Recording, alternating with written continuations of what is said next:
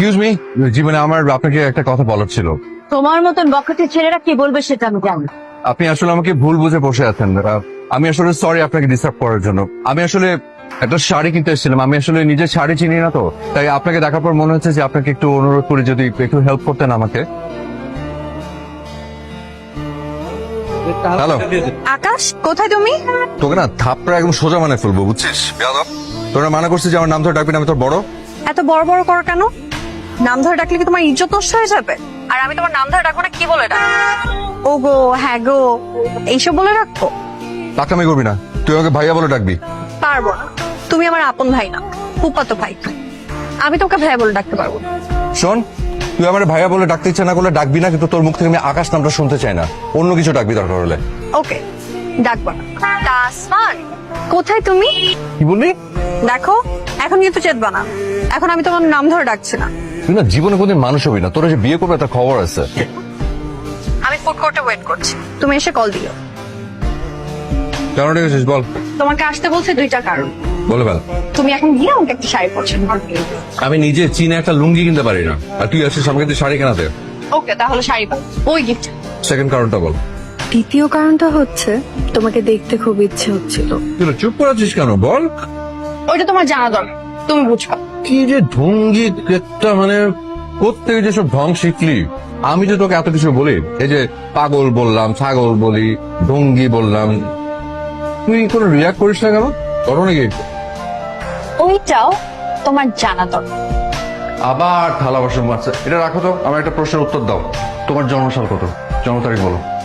আমি জানি না, হ্যাঁ তুই বললেই হলো তুমি জানো না। সত্যি আমি জানি না বাবা। আমি তো বাবা মার প্রথম সন্তান। নানা নানি সে যুগের মানুষ, ওনারা আমার জন্ম তারিখ লিখে রাখে নাই। তো মামারটা তো লিখে রেখেছে। ওটা আমি লিখে রেখেছিলাম। তোর মামার যখন জন্ম হয় তখন আমি ক্লাস 4-এ পড়ি। তো তুমি যখন স্কুলে ভর্তি হয়েছো তো তখন তোমাকে জন্মসাল তারিখ এগুলো কিছু লিখতে হয়নি? হয়েছে, মানে সেটা তো নানা আন্দাজ করে একটা লিখে দিয়েছে, সেটা সঠিক না তো। হায় রে। তাহলে তুমি তোমার মায়ের জন্মদিন পেলে কিভাবে? ও অনেক অনেক কষ্ট হয়েছে, তবে অনেক মজার অভিজ্ঞতা। আমি করলাম কি, সব ফ্যামিলি মেম্বারদেরকে ডাকলাম, সবাই বাসায় আসলো, তারপরে সবাইকে নিয়ে আমাদের ডিসকাশন শুরু হলো যে কবে হতে পারে মার জন্মদিন। এখন বুঝতে পেরেছি, তুমি আসলে একটা অসাধারণ ছিলে।